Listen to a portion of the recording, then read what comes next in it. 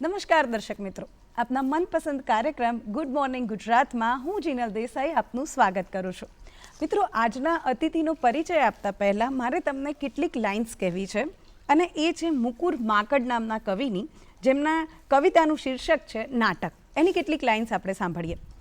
તો લાઇન્સ કંઈક આ પ્રમાણે છે: ભજવી રહ્યો છું અત્યાર સુધી ભિન્ન પાત્રોને અંકોમાં ઢાળી. ભજવી રહ્યો છું અત્યાર સુધી ભિન્ન પાત્રોને અંકોમાં ઢાળી. નથી યાદ શરૂ થયું ક્યારથી, નથી યાદ શરૂ થયું ક્યારથી, કદાચ પારણામાં હતો ત્યારથી, કદાચ પારણામાં હતો ત્યારથી. મિત્રો, આ લાઇન્સ પરથી આપણને એટલું સમજાય કે દરેક વ્યક્તિ જે છે ને એ પોતાના જીવનમાં અભિનય કરતો હોય છે. દરેક વ્યક્તિ પોતાના જીવનમાં કોઈને કોઈ ક્ષેત્રમાં કોઈને કોઈ વ્યક્તિ સામે પોતે જે નથી ને એ હોવાનું નાટક કરતો હોય છે. કેટલાક લોકો મંચ પર નાટક કરે છે તો કેટલાક લોકો રિયલ લાઈફમાં. આજે આપણી સાથે જે અતિથિ છે ને એમણે એક નહીં, બે નહીં, 92 ફિલ્મોમાં અલગ અલગ પ્રકારના પાત્રો ભજવ્યા છે અને એ એટલા બધા પાત્રો જોરદાર છે, એટલી બધી વૈવિધ્યતા છે એમનું પાત્ર ભજવવામાં કે કદાચ તમે એક ફિલ્મમાં એમને જોયા હોય ને તો બીજી ફિલ્મમાં જો એ હોય ને તો તમે એમને ઓળખી પણ ના શકો કે અચ્છા આ એ જ કલાકાર છે. તો આવો આજે એ 92 ફિલ્મોમાં અલગ અલગ કેરેક્ટર કરનાર એ કેરેક્ટરની પાછળ રહેલા કલાકાર રતન રંગવાણીને આપણે મળીએ. જય ઝૂલેલાલ. જય ઝૂલેલાલ. અરે જીનલબેન, તમે સિંધીમાં? ના ના, તમે સિંધી છો ને એટલે મારે થોડું શીખવું તો પડે ને. જય ઝૂલેલાલ. તો હવે શરૂઆત જ થઈ કે ભાઈ તમે સિંધી છો, રાઈટ? જી. પણ સવાયા ગુજરાતી બનીને તમે 92 ફિલ્મો ગુજરાતીમાં કરી નાખી છે. તો આ જે વસ્તુ છે એ સવાયા ગુજરાતી બનવાની જે સફર છે એ કેવી રીતે, શું થયું કે તમે ભાઈ સિંધીમાંથી સીધા ગુજરાતી બની ગયા? સિંધીમાંથી ગુજરાતીમાં નથી આવ્યો. શરૂઆત તો મારી ગુજરાતીથી જ થઈ હતી. અચ્છા, ઓકે. પણ એક કહેવાય ને કે કુટુંબને ફિલ્મો જોવાનો શોખ, મમ્મી પપ્પાને શોખ હતો. નાનપણમાં મેં ખૂબ ફિલ્મો જોઈ.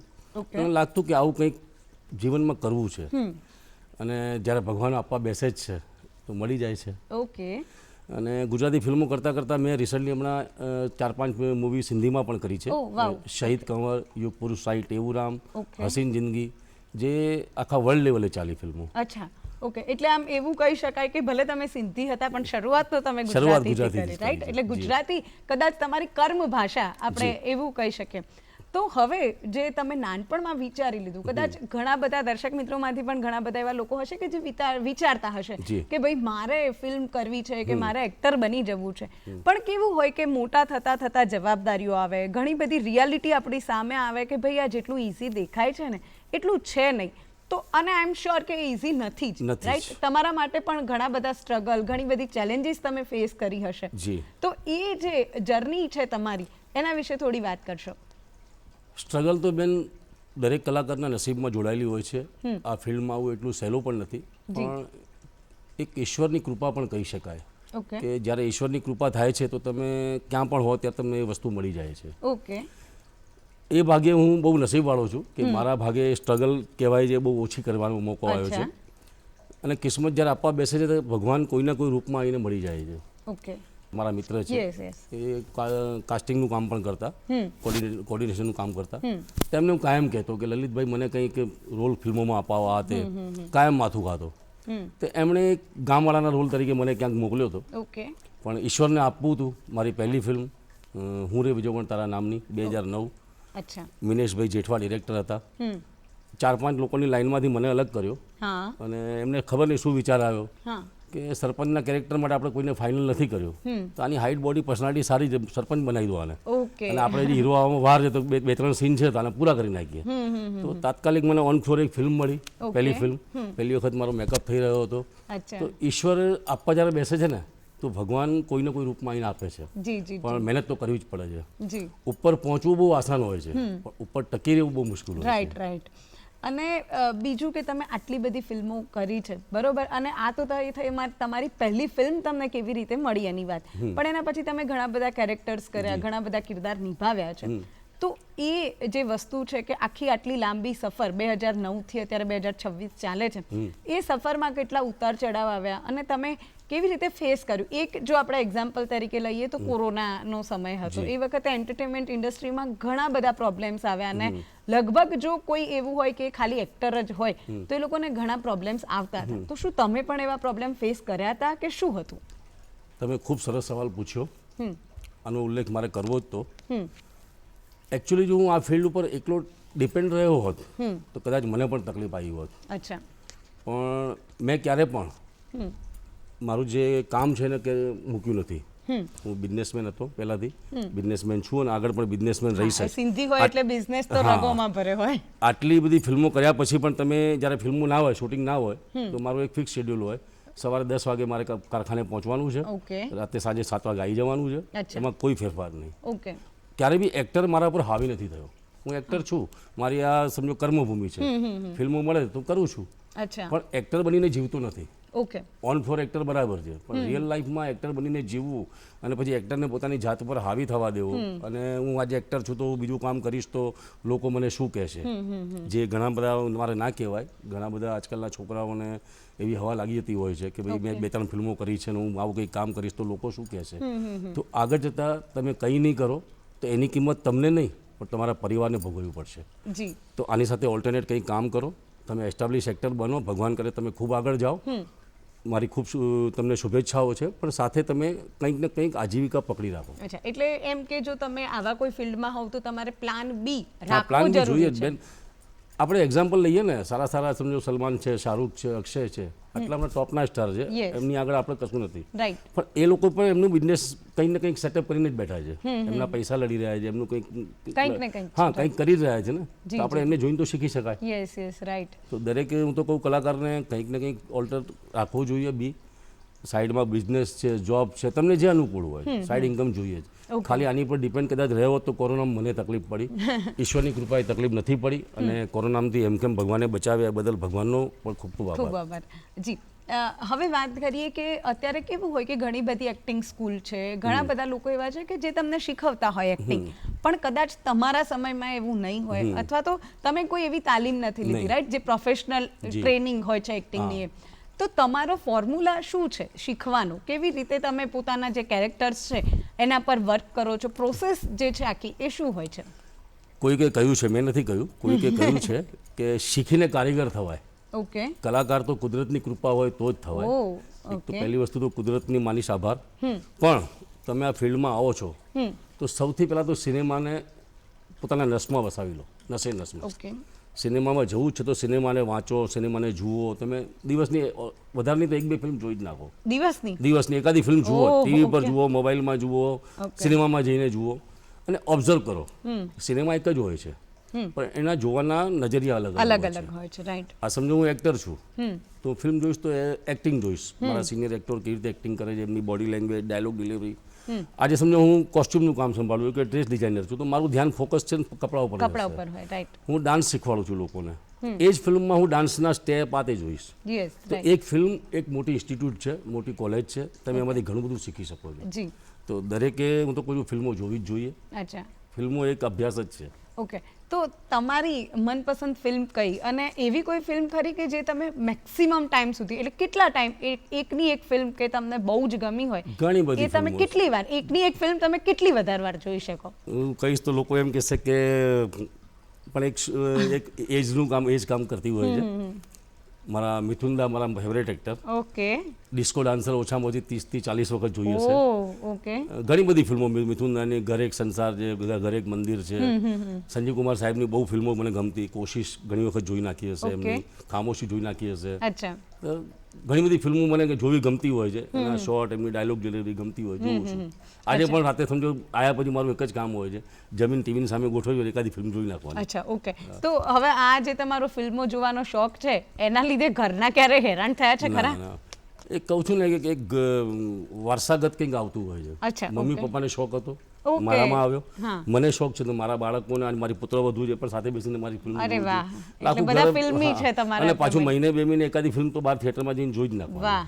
ઓકે. તો તમારી સૌથી ગમતી ફિલ્મ કઈ કે જે તમને ખૂબ મજા આવે જોવાની? હમણાં ગુજરાતીમાં ચાલ જીવી લે આવી, બહુ જ સરસ ફિલ્મ હતી. ઘણી બધી ફિલ્મો આવે છે અને મનપસંદમાં તો ઘણી બધી ગુજરાતી ફિલ્મોમાં જે મા બાપ હતી, ઓકે, પંખીનો માળો હતી, ઓકે, કાશીનો દીકરો, કંકુની કિંમત, આ બધી ઘણી બધી ફિલ્મો. ઓકે. નરેશભાઈની ફિલ્મો હતી, મરદનો માંડવો, સોનાની જાળ અરવિંદ રાઠોડ સાહેબની, ઉપેન્દ્ર ત્રિવેદી સાહેબની હતી, શેઠ જગદુ શાહની બધી ઘણી કોઈ બાકી નહીં તો રાખ્યું લગભગ. તમારા ગમતા કલાકાર કયા આ બધા બધા? જ ગમે છે. પણ કોઈ એક એવું હોય કે તમે એમની નકલ કરતા ના, હોવ નકલ તો આ સુધી નથી કરી. અચ્છા, ભગવાનની એવું છે? એક ગિફ્ટ છે. વાહ. હું એક માનું, મને લોકો જોઈને એમ કહે છે કે તમે મુકેશ તિવારી જેવા લાગો છો તમે. ભાઈ મને રતન રંગવાણી રહેવા રહેવા દો. દો. મારે કોઈનું ડુપ્લિકેટ નથી થવું. Yes yes. ભગવાને જે આપ્યું છે બરાબર આપ્યું છે. કલાકારો દરેક સારા હોય છે, દરેક એમની રીતે કામ કરતા હોય છે, જી. પણ જે નેચરલ એક્ટિંગ કહી શકાય, સ્મિતા પાટીલની એક્ટિંગ મને હા, બહુ બહુ જ ગમતી, સુંદર. બહુ જ ગમતી. Yes yes yes. ઓમપુરી સાહેબની એક્ટિંગ બહુ ગમતી. યસ. એ આંખોથી રમનારા એક્ટરો બધા. અચ્છા, ઓકે.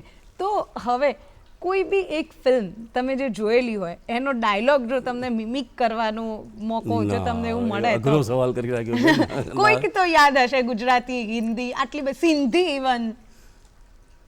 મારી તો ફિલ્મોના તમે પૂછશો તો હું ના, એ પછી તમારી ના, એટલે હું તમને ફિલ્મોના કહું, મારો એક નેચર કહું કે હું ક્યારેય મારા કામને પકડી નથી રાખતો. ઓકે કામ કર્યું ભૂલી જાઓ. ઓકે. એનું કારણ કે જૂનું કામ હું પકડી રાખીશ તો નવું ક્યારે નવું કરીશ? કદાચ નહીં થાય, રાઈટ. એટલે કદાચ મારી ફિલ્મોનું પણ તમે કહેશો તો મને નહીં યાદ હોય એમ? બાષ્પીભવન હશે યાદ.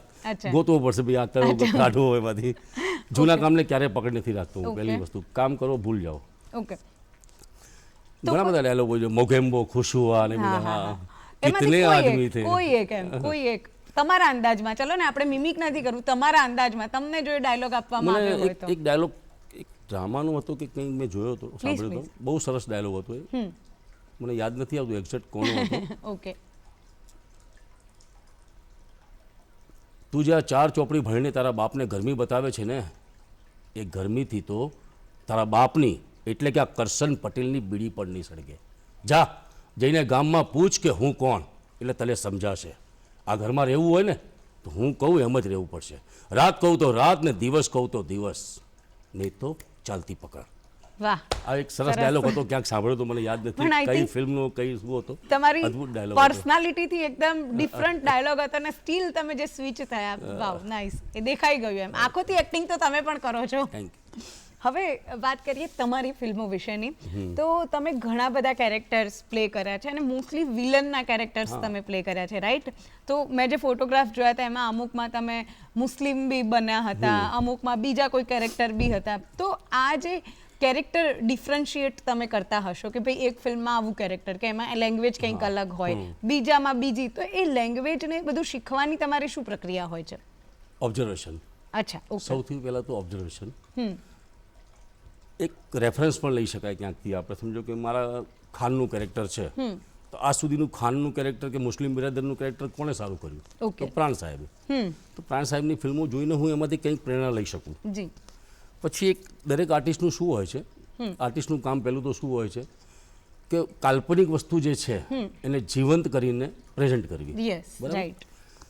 તો એક કાલ્પનિક વસ્તુ કાલ્પનિક ના લાગવી જોઈએ. આજે હું મુસ્લિમ બિરાદરનું કેરેક્ટર કરતો હોઉં, તેમાં રતન રંગવાણી દેખાવો જ ના ના જોઈએ. યસ. જો રતન રંગવાણી દેખાઈ જાય તો fail. તો કામ કરવું ફેલ યસ છે. Yes, right. તો ઘણી વખત એવું હોય કે એક કેરેક્ટર મળતું હોય, ડિરેક્ટર કહી દે કે તમારું ભાઈ આ મુસ્લિમ કેરેક્ટર છે ને આ તમારો રોલ છે ને તમારી દીકરી છે ને આ છે ફલાણું, પણ એ ક્યારે ડિઝાઇન તમને ના સમજાવે.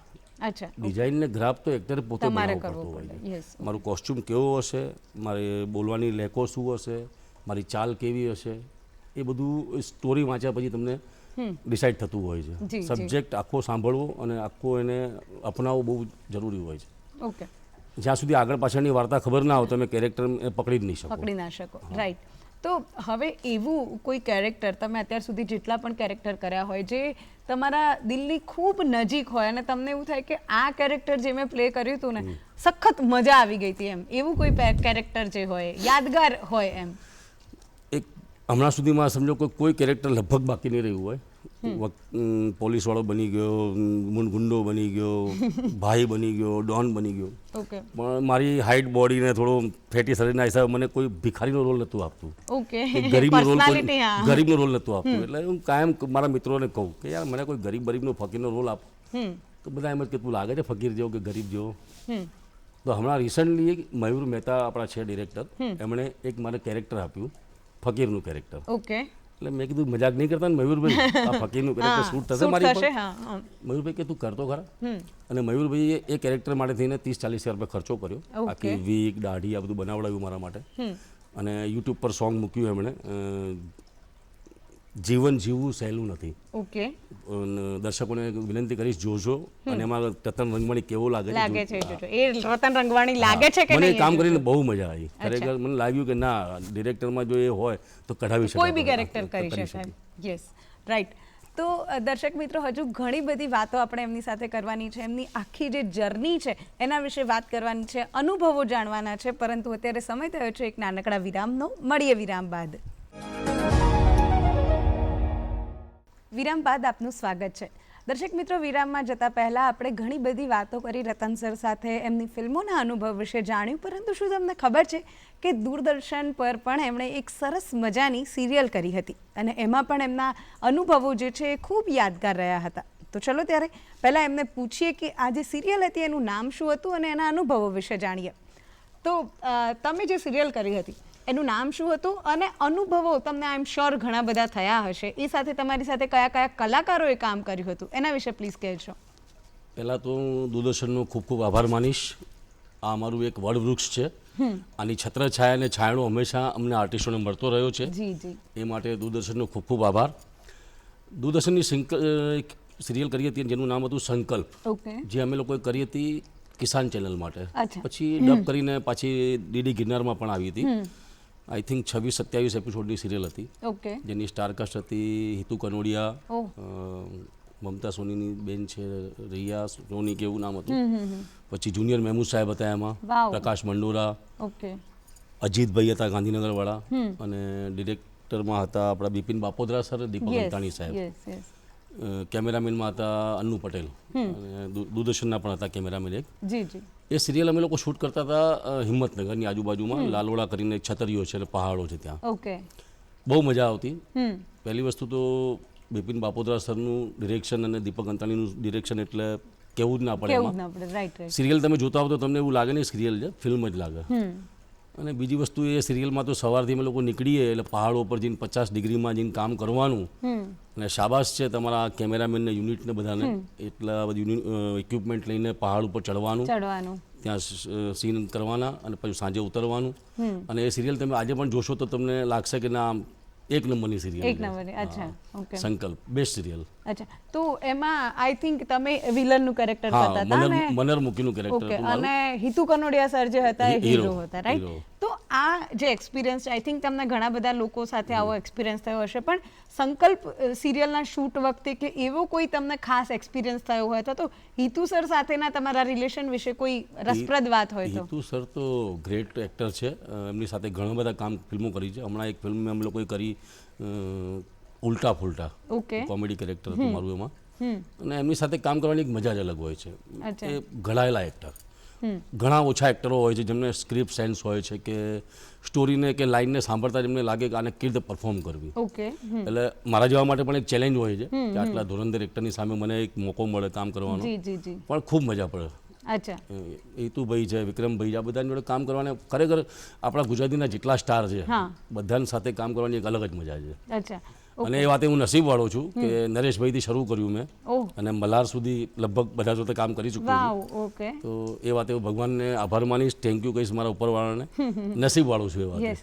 ઓકે. તો તમે છેક નરેશ કનોડિયા જોડે કામ કર્યું છે, તમે કીધું કે મલ્હાર ઠાકર જોડે બી તમે કામ કર્યું છે, એટલે ઓલમોસ્ટ 2-3 પેઢી જોડે તમે કામ કર્યું છે. તો તમે એવું કંઈ ઓબ્ઝર્વેશન ખરું તમારું કે જે પહેલાના જે સ્ટાર્સ છે એમાં અને આજના જે સ્ટાર્સ છે એમાં ડિફરન્ટ હોય અથવા તો ડિફરન્શિએટ બંનેમાં કંઈક અલગ હોય? એકચ્યુઅલી કેવું છે કે જો અમે એ ટાઈમે જે આવ્યા હતા ત્યારે આટલા ઇક્વિપમેન્ટ નહોતા, આટલી ટેકનોલોજી નથી. એટલે અમારું એક કેવું હતું કે સીન કરવું હોય કે અમારે ભજવવું હોય તો બધાએ રિહર્સલ્સ કરવા પડે, જોડે બેસવું પડે, એક ફેમિલિયર વાતાવરણ. આજકાલ બધાના મોબાઈલ આવી ગયા, ટેબ આવી ગયા છે, કમ્પ્યુટર આવી ગયા છે, એટલે બધા પોતાની રીતે મેન્ટલી પ્રિપેર થઈને આવતા હોય છે. બાકી તો આજના જે એક્ટરો છે એ બી પણ બહુ મેચ્યોર છે, ખરેખર એમને સારું એવું નોલેજ છે. તો કામ તો બરાબર જ ચાલતું હોય છે બંને જગ્યાએ. તો એવું કોઈ ફની એક્સપિરિયન્સ કે એવું કોઈ ફન એલિમેન્ટ થયું હોય, તમે શૂટ પર હોવ અથવા તો શૂટ પર જતા હોય દરમિયાન કંઈક ફની ઘટ્યું હોય એવું તમને યાદ હોય કે ભાઈ આ વસ્તુ થઈ હતી ને એમાં ગજબ હસ્યા હતા અમે લોકો? ગજબ હસ્યા બી હતા અને મને પાછળથી બહુ દુઃખ પણ થયું. ઓકે. બહુ લાંબી વાત છે, કદાચ કરીશ તો. ના ના, પ્લીઝ પ્લીઝ. ફ્લોર પર મજાક મસ્તી ચાલતી જ હોય છે. જ્યારે ફ્રી ટાઈમમાં અમે લોકો હોય ત્યારે કો આર્ટિસ્ટને બધા મજાક મસ્તી ચાલતી હોય છે. એક ફિલ્મ કરતા હતા અમે. ફિલ્મનું નામ પણ નહીં આપું અને કો એક્ટ્રેસનું નામ પણ નહીં આપું, યસ કઈ વાંધો નહીં. પણ મજાકની વાત યાદ આવી એટલે મને યાદ આવ્યું. હમ હું રાજાનો રોલ કરું અચ્છા. અને કો એક્ટ્રેસ હતી મારી જોડે, એની પહેલી જ ફિલ્મ, અને મારી રાણીનો રોલ કરે. અચ્છા ઓકે. હેપી સિંગના સ્ટુડિયોમાં આખો સેટ લગાવ્યો હતો દરબારનો એ બધો હમ સીન ચાલે અમારા. એટલે એ સ્વાભાવિક છે કે પહેલી વખત શૂટિંગમાં બેન આવ્યા હોય એટલે એમને ડાયલોગ આ તે બધું ગમે, શૂટિંગ ગમે થોડી હા ગમે. હા રાઈટ. એટલે એ બેન આમ ઓતપ્રોત થઈ ગયા કે વાહ મહારાજ શું એક્ટિંગ કરો છો, અચ્છા, વાહ મહારાજ ઓકે. શું તમે ડાયલોગ બોલો છો. એ બેન મારા બહુ વખાણ કરતા હતા. હા હવે મારા કો એક્ટર્સ બધા જે હતા, મહેશ રબારી ને પ્રવીણ મહેતા, આ બધા ખુરાપતિ દિમાગ બધા. ઓકે. આ લોકોથી સહન ના રહે કે રતનભાઈની તારીફ આટલી બધી કેમ કેમ થાય? થઈ રહી? હવે આને લપેટામાં લેવો હોય. હવે એ બેનને એ લોકોએ ઊંધું ભરાયું. અચ્છા. એક્ટર્સ કેટલો બી સારો છે પણ નસીબ સારું નથી એનું. ઓ એના લગ્ન નથી ત્યાં, વાંઢો છે હજી. અરે યાર એ લોકોએ મજાક કરી. હવે પેલા બેને સિરિયસ લઈ લીધું. હવે એ બેન ખબર નહીં મારી પાસે આવ્યા, મને કહે રતનભાઈ તમે આ બધું તમારા લગ્નની સાચી વાત છે? મેં કહ્યું, આ નથી થયા. પેલા લોકોએ મને કહી દીધું કે આ મજાક કરી છે અને તું કન્ટિન્યુ કરજે. હવે મજાક જો કેટલું ગંભીર સ્વરૂપ લે છે. હા એ ટાઈમે હું પણ યંગ ને બધું લાગતું ના ના અત્યારે બી લાગો છો. તો પછી મેં કીધું હા સાચી વાત છે. કે કેમ નહીં થયા? મેં કીધું મારે મંગળનો દોષ છે અને મંગળવાળાને જલ્દી છોકરી મળે નહીં, અને પાછો એક્ટર છું એટલે છોકરીના મા બાપ પાછા એવું કહે કે ભાઈ એક્ટરો બધા આમ સારા ના હોય ને તેમ ના હોય ને એ લોકોના લફડા હોય. એ બેને ખબર નહીં બહુ સિરિયસ લઈ લીધું. બીજા દિવસે આવીને મને કે તમને ખબર છે મંગળ જોડે શનિ હોય ને તો થાય? હા થાય ને. હા મને શનિ છે. અરે મેં મરી ગયા. આ તો મેં ગંભીર પરિણામ આવ્યું આનું. મેં કીધું બેન તમે મને માફ કરજો, આ ખુરાપતિ દિમાગ હતા આ લોકોના અને એમાં હું ઇન્વોલ્વ થયો તમારી જોડે, અરે બાપ અને મને માફ કરજો. એટલે કદાચ ખોટું થયું, ના થવું જોઈએ એવું. તો મજાક મસ્તી આટલી બધી હદે ના હોવી જોઈએ. એ અજીબ કિસ્સો મારાથી ભૂલાતો જી નથી. જી. અને એ કદાચ નહીં જ ભૂલાય અને તમને બેન ક્યારે. કદાચ જોતા હોય ઇન્ટરવ્યુ તો એમને બી કહું છું કે માફ કરજો બેન, કે મને ખરેખર મંગળ નથી ને મજાક હતી. ના ના એ તો બેને માફ કરી દીધા હશે તમને.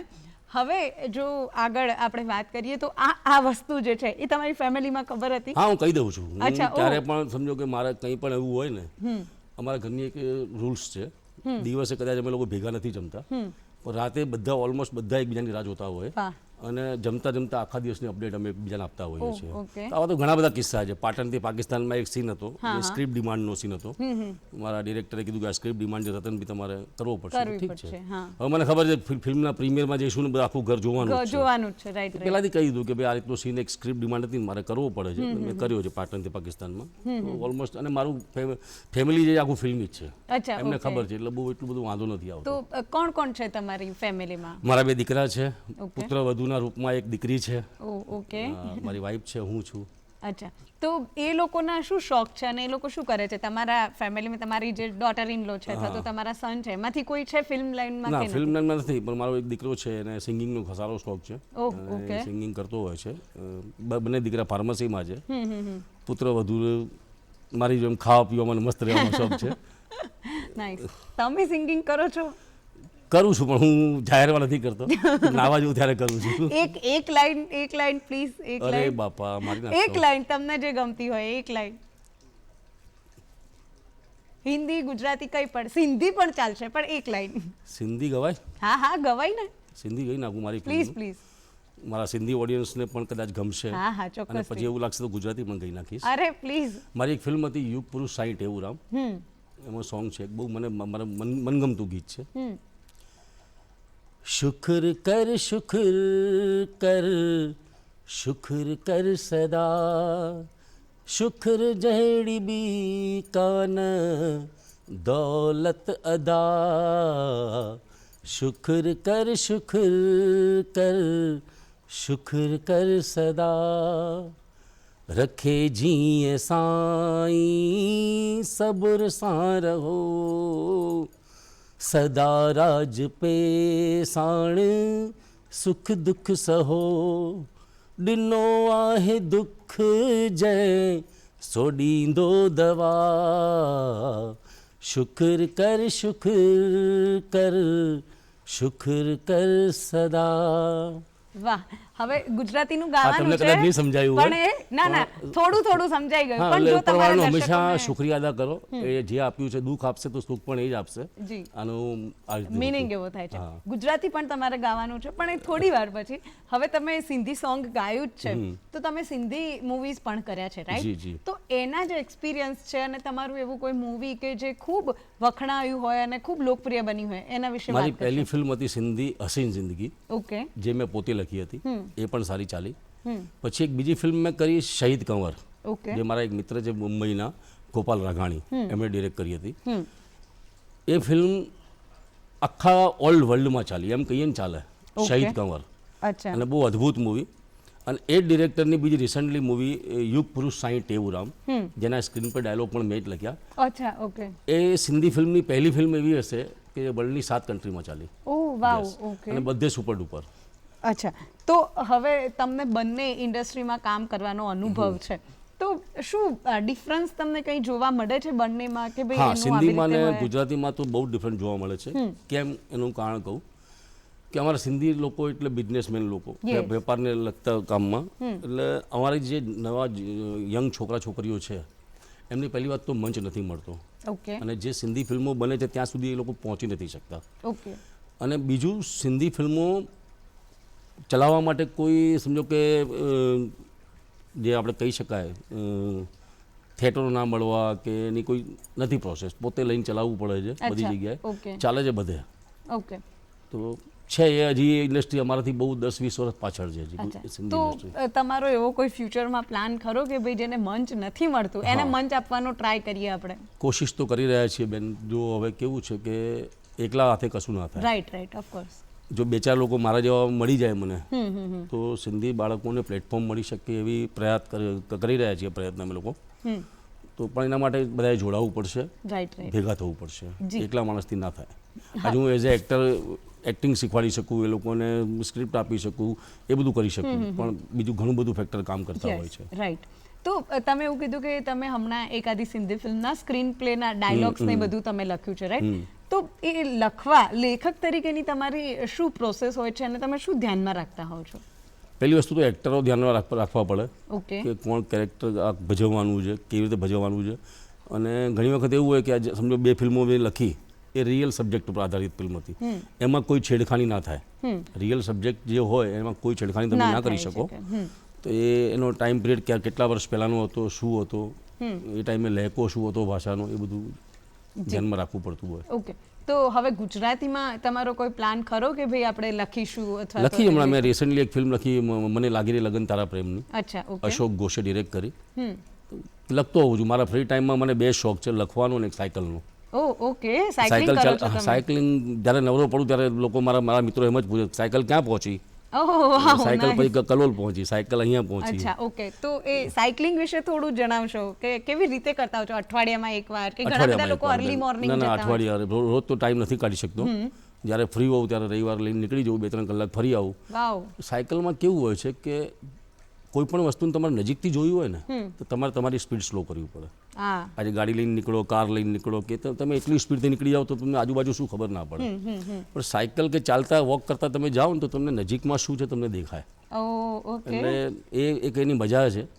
ને સવાર અર્લી મોર્નિંગ તમે નીકળો, ખેતરો આ તે ધુમ્મસ, પશુ પક્ષીઓ જોવાની મજા અલગ હોય છે. અચ્છા ઓકે તો હવે આ સાયકલિંગ તમે શરૂ કર્યું જ છે અને તમને જોઈને હેલ્થના પર્સપેક્ટિવથી મારે પૂછવું છે કે અત્યારે કેવું હોય કે જંક ફૂડને આપણે બધું બહુ જ ખાતા હોઈએ, લાઈફસ્ટાઈલ આપણી ખૂબ અનઇવન હોય, તો તમારો ફોર્મ્યુલા શું છે અથવા તો તમારી દિનચર્યામાં તમે શું શામેલ કરો છો? ઘરના રોટલા જ ખાવાના, સવારે નાસ્તો કરીને નીકળવાનું, બપોરનું અચ્છા. ટિફિન જોડે હોય ફેક્ટરી પર કરવાનું, રાતે 8-8:30 ઘરે બાળકોની સાથે બેસીને જમવાનું. વાહ એટલે આ સિમ્પલ Simple, વસ્તુ છે સોબર. તમારું. ઓકે હવે સમય દર્શક મિત્રો થોડો ઓછો છે પરંતુ ગુજરાતી ગીત આપણે ચોક્કસથી સાંભળવાનું છે બાપા. સરના મુખેથી તો પ્લીઝ એક ગુજરાતી સોંગ થઈ જાય. ગુજરાતી સોંગ હા સિંધી આટલું સરસ ગાયું તો ગુજરાતી તો ગાવું પડે ને. ગુજરાતી સોંગ મને એક નાનપણમાં એક ફિલ્મ જોઈ હતી, એનું મને કંઈક 2 લાઈન યાદ છે, ગઈ ના પ્લીઝ ભૂલ. પ્લીઝ એક ચકલીને 2 બચ્ચાને ચકલી છોડી ચાલી ગઈ, મા વિનાના સચ્ચા સમજા દુનિયા આખી ખાલી થઈ દુનિયા આખી ખાલી થઈ આઈ થિંક સિંગિંગ પણ તમારે કરવું જોઈએ. એક્ટર બરાબર છું, ભગવાને જે આપ્યું એમાં રાજી છું. જી, ખૂબ આભાર તમારો. તમે બહુ જ બધી વાતો કરી અને અમને ખૂબ મજા આવી. અને આઈ થિંક દર્શક મિત્રોને એક નવા એક્ટર તો કદાચ એક્ટર તરીકે તો તમે એમને જોયા હશે, પણ એક સિંગર તરીકે પણ આપણને સાંભળવાનો મોકો મળ્યો. અને આઈ એમ શ્યોર તમારું આ સિંગિંગ જે છે ને એને બાથરૂમમાંથી બહાર લાવવું જોઈએ અને લોકો સમક્ષ રજૂ કરવું પડે. આઈ થિંક જે દર્શકો છે એ પણ આ વાતથી એગ્રી હશે. તો દર્શક મિત્રો, ઘણી બધી વાતો કરી અને હવે સમયનો અભાવ છે એટલે આપણે રજા લેવી પડશે તમારી પાસેથી. જતાં જતાં મારે ખાલી તમને એટલું કહેવું છે કે જો તમારા કોઈ પ્રતિભાવ હોય, તમારા શો વિશે કંઈ કહેવું હોય તો તમે good morning Gujarat show @gmail પર અમને લખીને મોકલો. અમને ચોક્કસથી ગમશે. આવતીકાલે ફરીથી મળીશું નવા અતિથિ સાથે, નવી વાતો સાથે. ત્યાં સુધી રજા આપશો. નમસ્કાર.